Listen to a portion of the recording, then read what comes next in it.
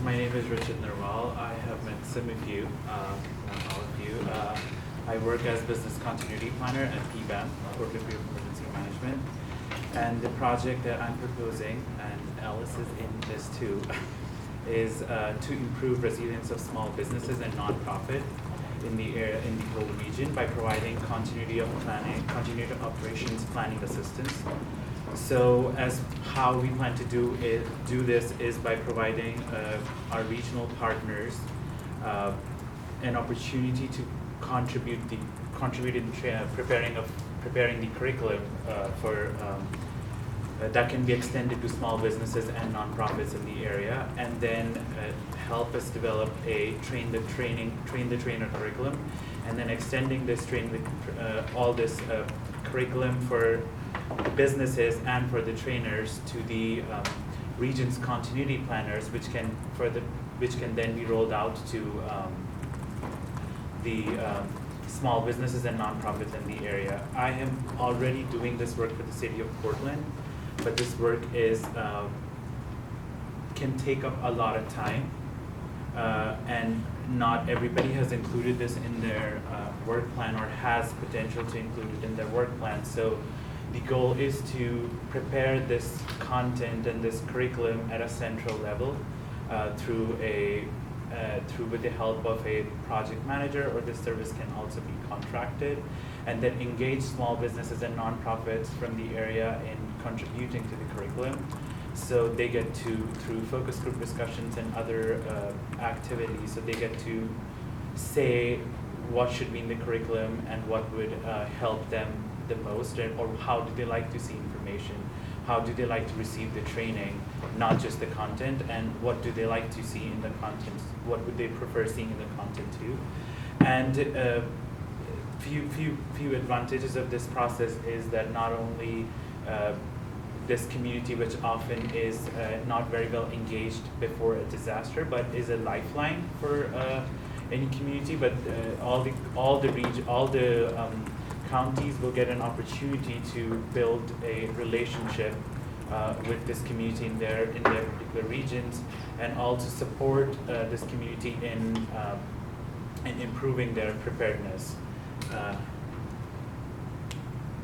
So our key objectives that we're trying to address in this project are engaging our regional partners in developing the curriculum, and engaging the small businesses and nonprofit community.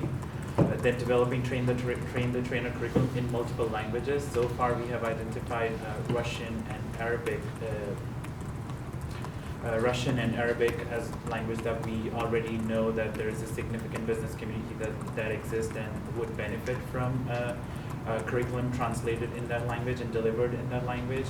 Then we also plan to host some workshops and one-on-one sessions across the region, and the goal is that then counties at some point would be able to take the curriculum and take all the material that we develop and develop their own respective training programs and community outreach program centered to this community, and this would be done through and in a very participatory manner. Yeah, that's my pitch. If there are any questions, I'll be happy to Rachit, answer. would you mind explaining if there were any changes since REMTEC? Some folks may have been at the REMTEC in December. Any changes to your proposal you want to specify and draw? Yes. So at REMTEC, since REMTEC, we have made some changes in the proposal. First is we have included dedicated more time to the needs assessment phase.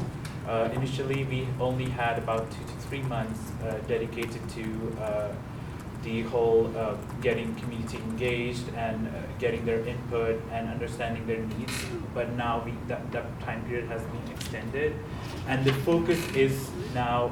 Initially, our focus was to roll out the training to at least 50 businesses, but now the goal is to develop a more refined curriculum, and that is a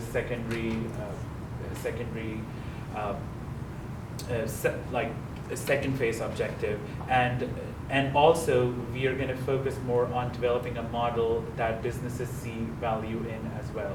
So initially, that was not part of the proposal, and some of you suggested that we should look at other models, something like what Bureau of Planning and Sustainability are doing, or what Prosper Portland is doing with their in their work and in their outreach work with small businesses. So we have included time to study those models and see if these models can be adopted. We can adopt their model and integrate it with our training model. These are two main.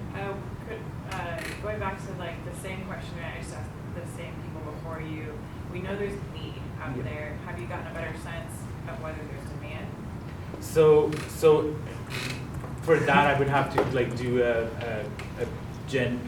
survey in the local community, which we haven't done. I would say there's demand. Since then, I've presented this proposal, not exactly this proposal, but my work to at a NET's leadership meeting, and I've gotten some requests on to do to talk about business continuity to them. I'm working with OMSI on helping them. So it's a nonprofit developing their continuity of operations plan, and this is all that the demand has come from them.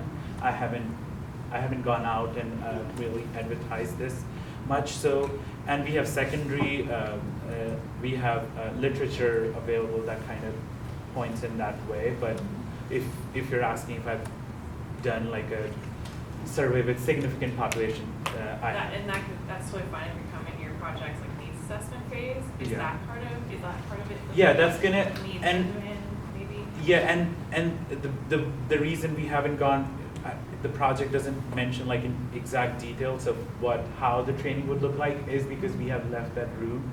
The need from the businesses would kind of help us drive in where we should focus on. Right now, when I talk to businesses, there's more demand for personal preparedness training rather than continuity of operations training, even among small businesses, because that's what there's more awareness about. Yes. So would you be willing to go in that direction if that's what it turns out? If the training, and I think continuity of operations plan is anyway supported with a personal preparedness training, that they kind of go well together because your employees have to be prepared. It's up to the counties whether they can, if they're doing this work, if they're rolling out these trainings, can they support both training demands? Like, do they have enough resources to meet these requirements? Yeah. I just wanted to comment on this. This isn't actually a question, but we did do a pilot with Mercy Corps Northwest, their local affiliate, and just with their advertising, and about, I'd say 15 to 20 organizations showed up. And then I work with PSU as part of City Club, and they did that kind of Oregon nonprofit survey. And there seemed to be a lot of demand in the sense that people knew they weren't prepared. I don't think there's a lot of clarity on what's continuity of operations and what's preparedness, but certainly they knew that there was stuff they didn't know and that they needed to. And there's clearly high demand if we have to compare between small businesses, and that has come across in my outreach work too. Between small businesses and nonprofits, there's more demand from nonprofits about continuity of operations training, and there's more. And the survey that City Club did also kind of helped create more awareness about it. And small businesses are often very tight on time, so getting them to come out and dedicate a few hours is yeah. So I guess that's my caution, is that if we don't end up being able to serve that gap in this project, maybe we come back again with a different project or something. But if you want to go with where the wind is blowing, where you have traction, and not trying to like force something where nobody has time to take you up on your great offer, where there's a great need, but they're just not taking it up. So yeah, and I think change course or.